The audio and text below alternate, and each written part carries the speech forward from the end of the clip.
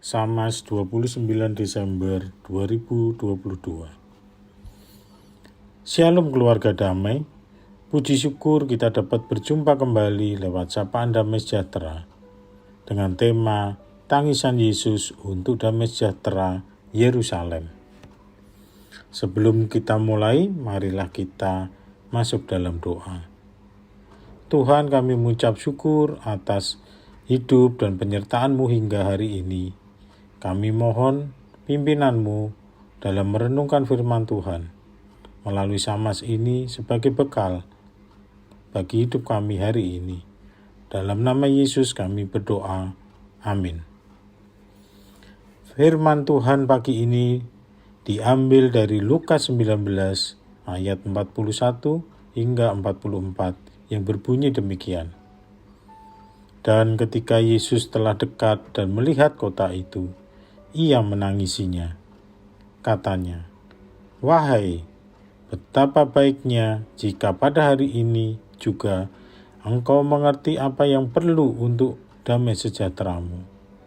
Tetapi sekarang hal itu tersembunyi bagi matamu. Sebab akan datang harinya bahwa musuhmu akan mengelilingi engkau dengan kubu, lalu mengepung engkau dan menghimpit engkau dari segala jurusan. Dan mereka akan membinasakan engkau beserta dengan pendudukmu. Dan pada tembokmu mereka tidak akan membiarkan satu batu pun tinggal terletak di atas batu yang lain. Karena engkau tidak mengetahui saat bila mana Allah melawat engkau." Keluarga damai yang dikasihi Kristus, sebagai kota suci, Yerusalem seharusnya memberikan gambaran yang baik dan suci, di mana penduduk kota itu seharusnya hidup dalam damai sejahtera satu dengan yang lainnya. Allah ingin orang-orang di sana mengerti apa yang perlu dan bagaimana bisa hidup benar dan suci untuk damai sejahtera. Tetapi kenyataannya, sekarang hidup damai sejahtera itu tersembunyi bagi mata penduduk di sana. Hati mereka degil, mereka berkeras hati dan tidak mau hidup benar seperti yang dimaui Allah. Mata mereka tertutup dari hidup damai sejahtera. Mereka hidup dalam kejahatan dan hanya hidup sesuai keinginan mereka sendiri, bahkan hidup dengan melanggar aturan-aturan yang telah ditetapkan Allah. Maka menangislah Yesus ketika melihat dari dekat kota Yerusalem itu.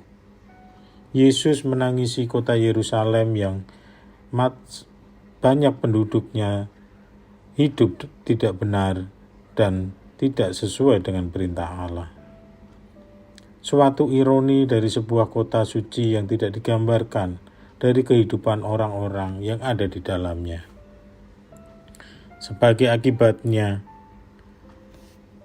mereka hilang waspada terhadap ancaman yang dihadapi oleh kota Yerusalem. Ancaman serangan dari musuh-musuh yang mengepung, menyerang, meruntuhkan seluruh tembok kota itu, serta membinasakan penduduknya. Sebuah ancaman yang nyata akan membinasakan kota dan penduduknya yang tidak mereka pikirkan saat ini, karena mereka hanya mengejar kesenangan hidup baka dengan penuh kejahatan. Warga damai yang dikasihi Tuhan, seperti yang kita baca dan dengar melalui media massa, bagaimana invasi Rusia ke Ukraina membawa banyak penderitaan dan duka bagi penduduk di Ukraina.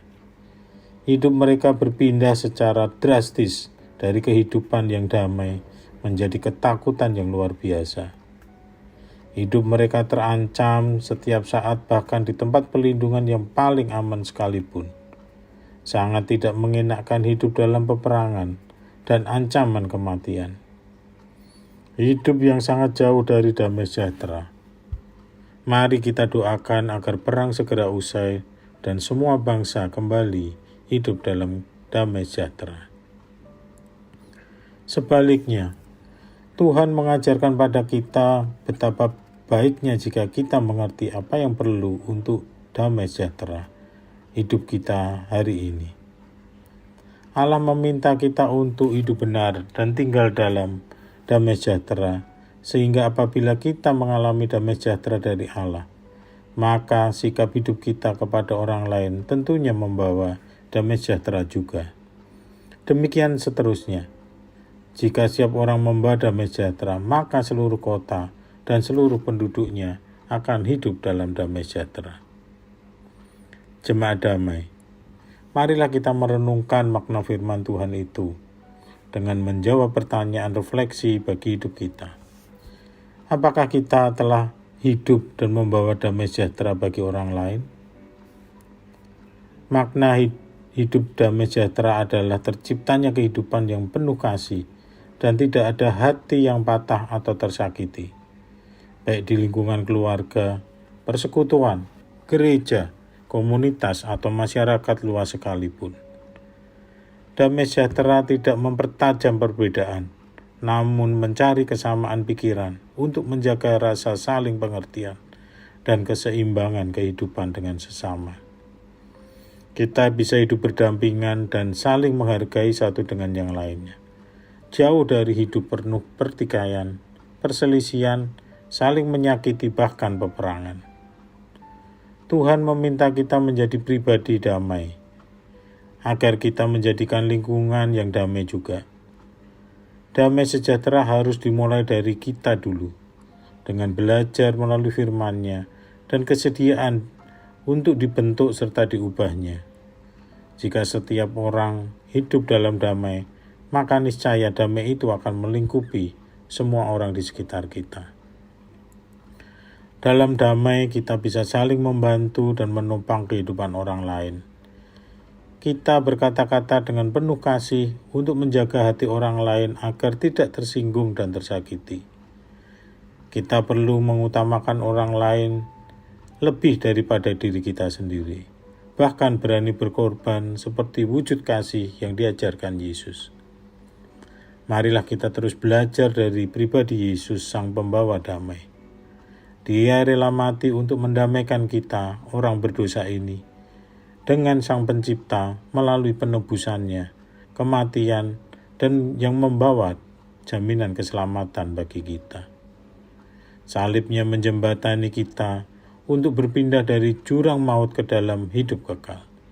Karenanya, kita harus menjadi pribadi damai untuk membawa damai sejahtera bagi semua orang. Marilah kita berdoa. Tuhan, kami mengucap syukur atas damai sejahtera yang Kau berikan. Tuhan, mampukan kami menjadi pribadi damai yang memiliki kepekaan hati untuk melihat kesedihan sesama dan berdoa bagi mereka yang mendapatkan kesusahan untuk berpindah untuk menjadi hidup damai sejahtera. Ampuni dan kuatkan kami agar kami tidak menyakiti hati orang lain dan membuat perpecahan di lingkungan kami. Namun ajarkan kepada kami untuk mengerti apa yang perlu kami lakukan untuk damai sejahtera, agar damai sejahtera melingkupi kehidupan keluarga, gereja, dan lingkungan kami. Di dalam nama Yesus kami berdoa. Amin. Selamat menjalani hari baru dalam damai sejahtera. Bawalah kedamaian dan sukacita. Tuhan Yesus memberkati.